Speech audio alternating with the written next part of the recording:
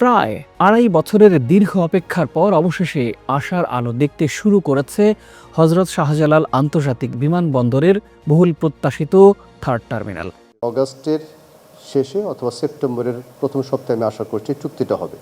চুক্তিটা হয়ে গেলে তখন আমাদের যেটা প্ল্যান, থার্ড টার্মিনালটা ১৬ই ডিসেম্বর যদি উদ্বোধন হয়, উদ্বোধন পরবর্তীকালীন সময়ে এটা কখনো অপারেশন বন্ধ করা যাবে না। যত রকম বিমান এখানে চলাফেরা করে তার ২৫ ভাগ অথবা ২০ ভাগ বিমান আমরা প্রথমে শুরু করতে পারবো। এরই মধ্যে জাপানি কর্তৃপক্ষের কাছে পাঠানো হয়েছে আনুষ্ঠানিক প্রস্তাব। সেই প্রস্তাবের ভিত্তিতে চলছে শেষ মুহূর্তের আলোচনা। যদি সবকিছু পরিকল্পনা অনুযায়ী এগিয়ে যায় তাহলে চুক্তি স্বাক্ষরের পরবর্তী কয়েক মাসের মধ্যে এই টার্মিনালটি যাত্রীদের জন্য উন্মুক্ত করার পথ তৈরি হবে। আর সে কারণেই আবারও আলোচনার কেন্দ্রবিন্দুতে চলে এসেছে দেশের সবচেয়ে বড় এই অবকাঠামো প্রকল্প। মজার বিষয় হলো, থার্ড টার্মিনালের মূল ভবন কিন্তু নতুন করে নির্মাণ করা হচ্ছে না। প্রকল্পের নির্মাণ কাজ শেষ হয়েছে অনেক আগে। ২০২৪ সালের ২ জানুয়ারি আনুষ্ঠানিকভাবে শেষ হয়েছিল এই মেগা অবকাঠামোর নির্মাণ কাজ। তাহলে প্রশ্ন আসে, নির্মাণ শেষ হওয়ার পরও কেন এতদিন চালু করা সম্ভব হয়নি এই টার্মিনালটি?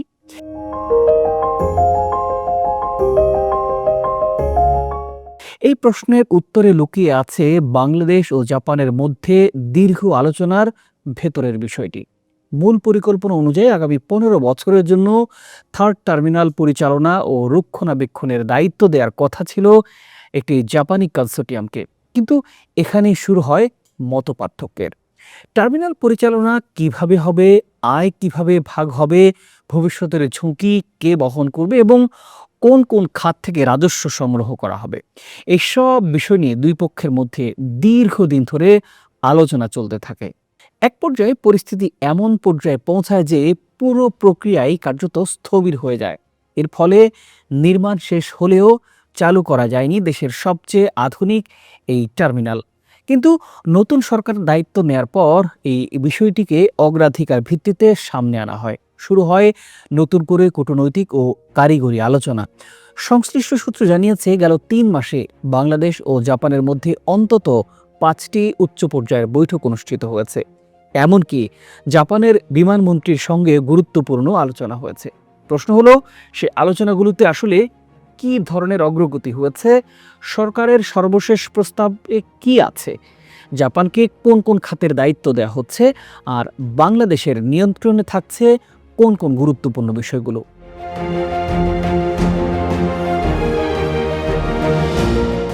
প্রিয় দর্শক, এই বিষয়টি বুঝতে হলে প্রথমে জানতে হবে থার্ড টার্মিনাল পরিচালনার পুরো অর্থনৈতিক কাঠামোটির। সরকারের পাঠানো সর্বশেষ প্রস্তাব অনুযায়ী থার্ড টার্মিনালের 4টি গুরুত্বপূর্ণ খাত থেকে সরাসরি রাজস্ব আদায়ের দায়িত্ব থাকবে জাপানি কনসোর্টিয়ামের হাতে। এই 4টি খাত হলো বিমানবন্দর উন্নয়ন ফি, লাউঞ্জ পরিচালনা, কার্গো হ্যান্ডলিং এবং কার পার্কিং ব্যবস্থাপনা। প্রথম দৃষ্টিতে অনেকের কাছে প্রশ্ন তৈরি হতে পারে, বাংলাদেশের সবচেয়ে বড় বিমানবন্দরের এত গুরুত্বপূর্ণ আয় উৎস বিদেশি প্রতিষ্ঠানের হাতে কেন দেয়া হচ্ছে? এর উত্তর খুঁজতে হলে আন্তর্জাতিক বিমানবন্দর পরিচালনার বাস্তবতা আমাদের বুঝতে হবে। বিশ্বের বড় বড় বিমানবন্দরে পরিচালনাগত দক্ষতা, প্রযুক্তিগত ব্যবস্থাপনা এবং আন্তর্জাতিক মানের যাত্রী সেবা, এই বিষয়গুলো নিশ্চিত করতে অভিজ্ঞ আন্তর্জাতিক অপারেটরদের যুক্ত করা একটি প্রচলিত পদ্ধতি। কারণ শুধু অবকাঠামো নির্মাণ করলেই এটি আধুনিক বিমানবন্দর হিসেবে সফল হয় না।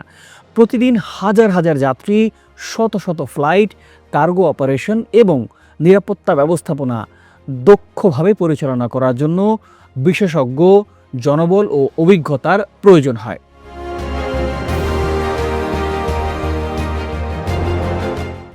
বাংলাদেশ সরকারও সেই অভিজ্ঞতার কাজ লাগাতে জাপানি কনসোর্টিয়ামকে পরিচালনায় যুক্ত করতে চায়। তবে এখানে একটি গুরুত্বপূর্ণ বিষয় আছে।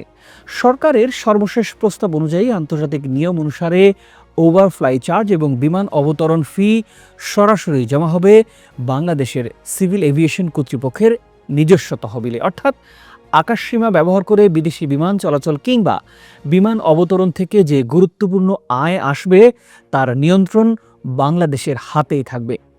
আরও গুরুত্বপূর্ণ বিষয় হলো, দেশের নিরাপত্তা ও সার্বভৌমত্বের সঙ্গে সম্পর্কিত কোনো কার্যক্রম বিদেশি প্রতিষ্ঠানের কাছে হস্তান্তর করা হচ্ছে না। কাস্টমস থাকবে বাংলাদেশের নিয়ন্ত্রণে, ইমিগ্রেশন পরিচালনা করবে বাংলাদেশ, নিরাপত্তা ব্যবস্থাও পরিচালিত হবে বাংলাদেশের নিজস্ব সংস্থার মাধ্যমেই। অর্থাৎ যাত্রী সেবা ও বাণিজ্যিক কার্যক্রমে আন্তর্জাতিক অংশীদারিত্ব থাকলেও রাষ্ট্রের নিরাপত্তা ও সার্বভৌমত্ব কর্তৃত্বের প্রশ্নে কোনো আপোষ করা হচ্ছে না। প্রিয় দর্শক, এখন প্রশ্ন হলো, এতদিন ধরে কেন সমাধান হচ্ছিল না এই জটিলতা? সংশ্লিষ্ট সূত্রগুলো বলছে মূল মতপার্থক্য ছিল আয় বন্টন নিয়ে, পরিচালনাগত কর্তৃত্ব এবং ঝুঁকি ব্যবস্থাপনা নিয়ে।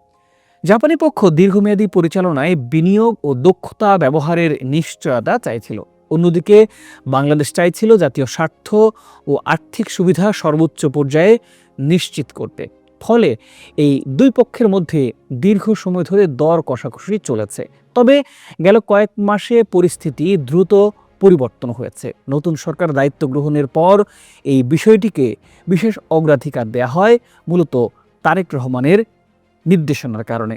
কারণ নির্মাণ শেষ হওয়ার পরও এত বড় অবকাঠামো অলস অবস্থায় পড়ে থাকা সরকারের জন্য যেমন বিব্রতকর, তেমনি অর্থনৈতিকভাবেও ক্ষতিকর।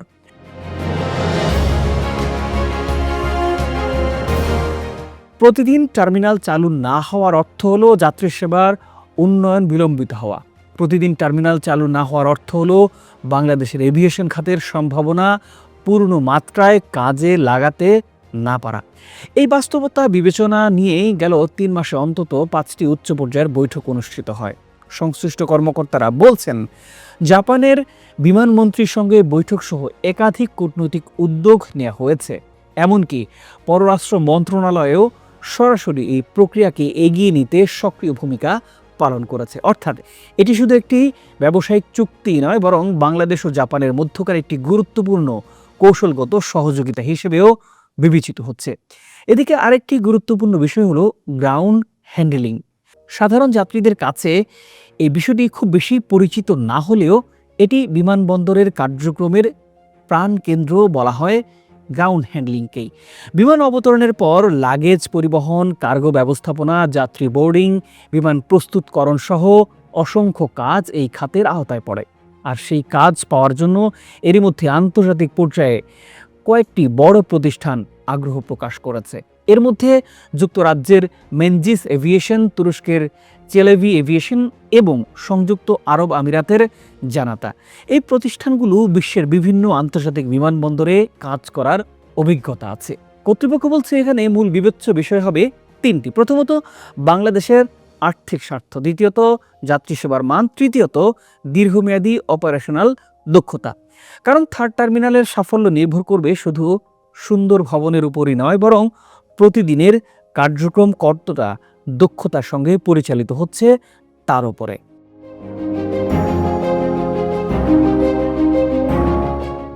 প্রিয় দর্শক, এখন আসা যাক সবচাইতে গুরুত্বপূর্ণ একটি প্রশ্নে। থার্ড টার্মিনাল চালু হলে সাধারণ মানুষ আসলে কি কি সুবিধা পাবেন?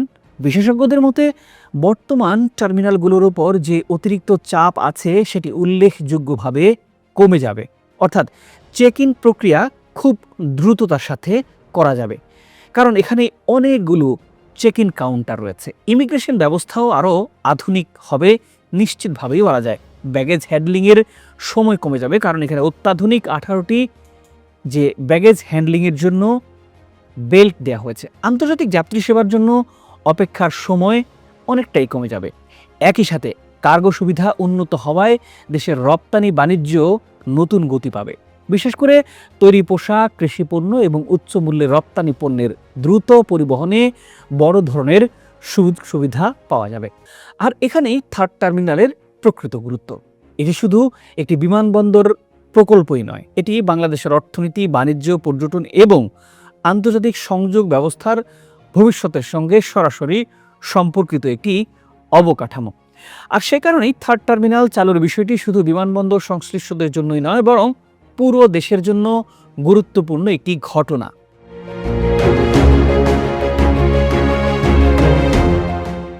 এখন সব নজর আগামী জুলাই মাসের দিকে, কারণ সেই সময়ে চূড়ান্ত চুক্তি স্বাক্ষরের সম্ভাবনা আছে।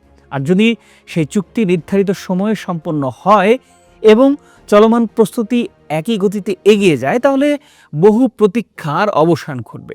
আগামী 16ই ডিসেম্বর মহান বিজয় দিবসে আনুষ্ঠানিকভাবে যাত্রা শুরু করতে পারে হজরত শাহজালাল আন্তর্জাতিক বিমানবন্দরের এই থার্ড টার্মিনালটি, যে টার্মিনাল শুধু একটি নতুন ভবনই নয়, বরং বাংলাদেশের এভিয়েশন খাতের নতুন যুগের প্রতীক হয়ে উঠতে পারে। প্রিয় দর্শক, আমরা আপনার অভিমত জানতে চাই। আপনি আসলে কি মনে করেন? সত্যি কি বছর শেষে এটি চালু করতে পারবে নতুন সরকার? ভালো থাকুন, সুস্থ থাকুন। দেখা হবে পরবর্তী বিশ্লেষণে। আন্তরিক অনুরোধ, চ্যানেলটি সাবস্ক্রাইব করে আমাদের পাশেই থাকুন। প্রতিবেদনটি ভালো লাগলে লাইক ও শেয়ার করে দিতে পারেন।